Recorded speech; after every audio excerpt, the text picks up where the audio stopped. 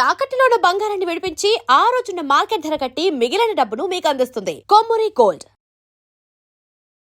నమస్తే, welcome to V Media. This is Swamy Kolla. ప్రముఖ రాజకీయ నాయకుడు, కాపు ఉద్యమ నేత ముద్రగడ పద్మనాభరెడ్డి ఈరోజు మరణించారు. ఆయన మరణానికి అందరూ సంతాపం ప్రకటిస్తున్నారు, అన్ని రాజకీయ ప్రముఖులు కూడా. కానీ కన్న కూతురు తన భౌతిక గాయాన్ని చూడటానికి వీలు లేదంటూ తన తల్లి తండ్రి భౌతిక గాయాన్ని చూడటానికి వచ్చిన కూతురు క్రాంతిశీలని వెనక్కి పంపించారు. నిజంగా రాజకీయాలు వేరు, కుటుంబంలో ఉండే అనుబంధాలు వేరు. దీన్ని రాజకీయంతో ముడిపెట్టి సొంత తల్లే తన తండ్రి మృతదేహాన్ని చూడటానికి వచ్చిన కూతుర్ని వెనక్కి పంపించడం ఏంటి? దీని గురించి మాట్లాడేందుకు మనతో పాటు political analyst and social activist Krishnakumari గారు ఉన్నారు. ఆమెను అడిగి ఈ వివాదం గురించి మాట్లాడదాం. నమస్తే అమ్మ. నమస్తే. పద్మనాభం చనిపోయారు, కానీ ఆయన భౌతిక గాయాన్ని చూడటానికి సొంత కూతురికి పర్మిషన్ లేదంటూ తల్లిదండ్రులే, అంటే తన తల్లే, అక్కడ ఉన్న కుటుంబ సభ్యులు, బంధువులే ఆమె చూడటానికే వీలు లేదంటూ తిప్పి పంపించారు. ఎలా చూడాలి దీన్ని? ఇవి ఇలాంటి ఘటనలు జరుగుతుంటాయండి, చాలా బాధాకరం. ఎందుకంటే ఒక కుటుంబంలో ఇలా హద్దులు సరిహద్దులు చెరిపేసి కుటుంబాల్ని రాజకీయాల్ని కలిపేసే పరిస్థితులు వచ్చినప్పుడు ఇలాంటివి జరుగుతాయి. కొన్నిసార్లు మంచి జరగవచ్చు, కొన్నిసార్లు ఇలాంటివి జరగవచ్చు. ఇప్పుడు ఈ ఘటన చూసుకుంటే, ఇప్పుడు ముద్రగడ పద్మనాభం అనే ఒక క్యారెక్టర్ ఏదైతే ఉన్నారో, ఆయన ఒకంత అతిశయపరుడు, మొండివాడు, మూర్ఖుడు. ఇప్పుడు మొండివాడు రాజు కంటే బలవంతుడు అంటారు.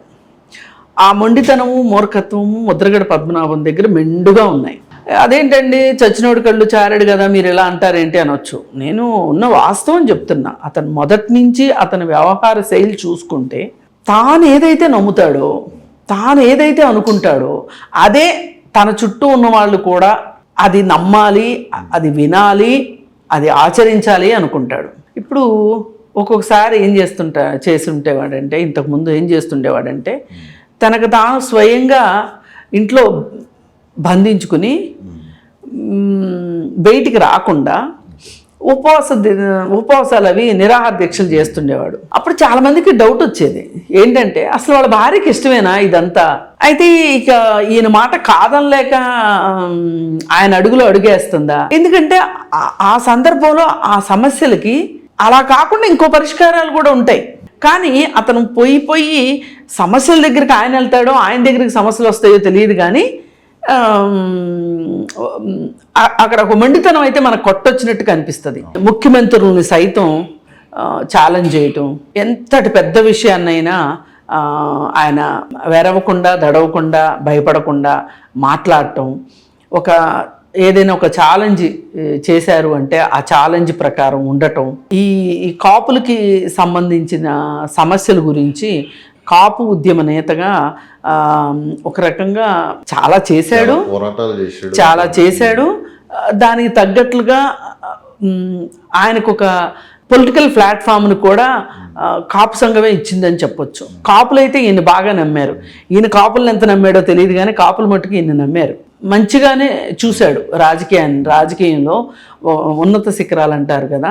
సరే, ఎనీవే ఆయన ఒక రాజకీయ కుటుంబంలో రాజకీయ వారసత్వాన్ని కొనసాగిస్తూ చాలా బాగా నిలబెట్టుకున్నాడనే చెప్పొచ్చు. ఇకపోతే చివర్లో గత 3-4 సంవత్సరాల నుంచి, అంతకుముందు కూడా తుని రైల్వే ఘటన ఒక రకంగా అతనికి ప్రతిఫలం ఇవ్వని ఒక పోరాటం అని చెప్పొచ్చు. అంతకుముందు అతను ఏం చేసినా ఆ పోరాటానికి ప్రతిఫలం దక్కింది. కానీ తుని రైల్వే ఘటన విషయం మట్టుకు, ఆ రైలు కాలిపోవటము, ఆందోళనకారులు రైలుకి నిప్పి పెట్టడము, అది ఒక రకంగా అతనికి దాని నుంచి ఒక మంచి రాకపోగా ఒక విఫల ప్రయత్నం లాగా అయ్యింది. అదొక్కటి తప్పితే మిగతా అన్ని చోట్ల అతను చూడ్డానికి చాలా మృదువుగా కనిపిస్తాడు మనిషి, కానీ మాట కానీ ఆలోచన కానీ చాలా కరుగ్గా ఉంటుంది. కూతురికి కావచ్చు, భార్యకి కావచ్చు, తను ఏది చెప్తే వాళ్ళు ఏ మాటకు ఆ మాట ఆయన అడుగులో అడుగు వేసి నడిచారు. సరే, కూతురు పెళ్ళైపోయిన తర్వాత బహుశా అంతకుముందు తండ్రి మాట జవదాటని కూతురు, భర్త మాట జవదాటని భార్య, ఆయనకి అసలు పెట్టని కోట ఆ ఇద్దరు. అలాంటిది ఈ అమ్మాయి పెళ్లి తరువాత మరి భర్త ఇన్ఫ్లుయెన్సో లేకపోతే ఏ ఇన్ఫ్లుయెన్సో తెలియదు కానీ భర్త తండ్రి తాలూకు రాజకీయాన్ని కాస్త ధిక్కరించిందనే చెప్పుకోవచ్చు. ఆ ధిక్కరించిన దాని ఫలితం ఇవాళ ఒక రకంగా తండ్రి చివరి చూపు చూసుకోలేని పరిస్థితి వచ్చింది. ఇప్పుడు కొంతమంది ఏం మాట్లాడతారంటే ఆయనకి ఏమంత వయసు అయిపోయిందని, ఆయన చనిపోవాల్సింది కాదు, ఆయన చివరిలో ఈయన తీసుకున్న నిర్ణయాలు కావచ్చు, ఆలోచన విధానం కావచ్చు ఆయనకి కొంచెం ఎదురుకొట్టింది అని అనుకుంటున్నారు. అసలు ఎంతటి మొండితనం అంటే ఎలక్షన్స్లో ఇప్పుడు మామూలుగా చాలామంది వాళ్ళు గెలుస్తారని వీళ్ళు గెలుస్తారని డబ్బులు బెట్టింగ్ చేస్తారు.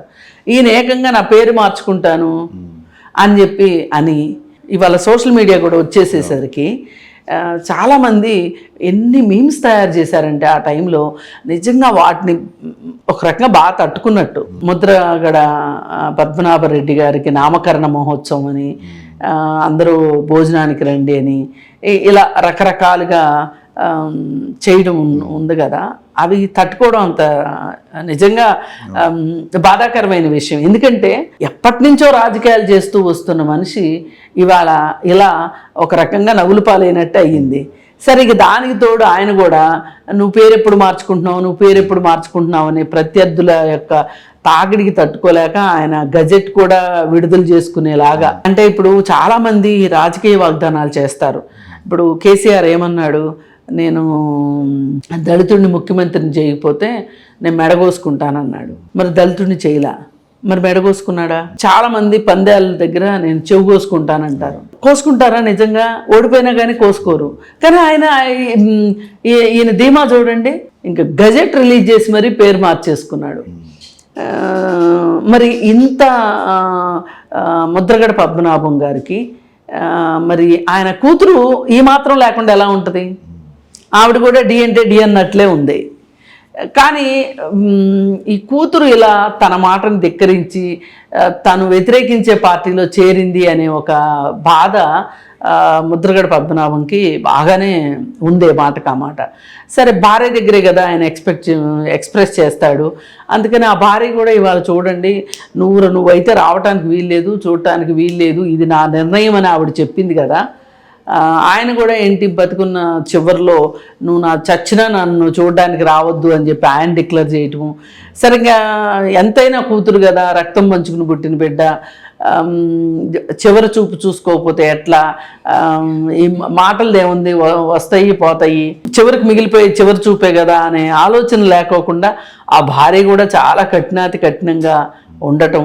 మరి ఒక రకంగా చూస్తే ఇప్పుడు ఆ తల్లి తండ్రి కంటే కూతురికే పట్టుదల తక్కువ అనుకోవాలి. ఇప్పుడు ఆయన అలా అన్న సంగతి కూతురుకు తెలిసినా కానీ కూతురు చూడటానికి వెళ్ళింది కదా. ఒక రకంగా ఇది ఏదైనా సరే టౌనన్నా కాదన్నా కుటుంబం వేరు, రాజకీయం వేరండి. రాజకీయంలోకి కుటుంబాన్ని కానీ కుటుంబంలోకి రాజకీయాన్ని కానీ తీసుకురావడం కరెక్ట్ కాదు. ఈ ఘటన చూసిన తర్వాత అసలు ఇంట్లో రాజకీయాలు మాట్లాడుకోవటం కూడా కరెక్ట్ కాదేమో అనిపిస్తుంది చూస్తే నాకు.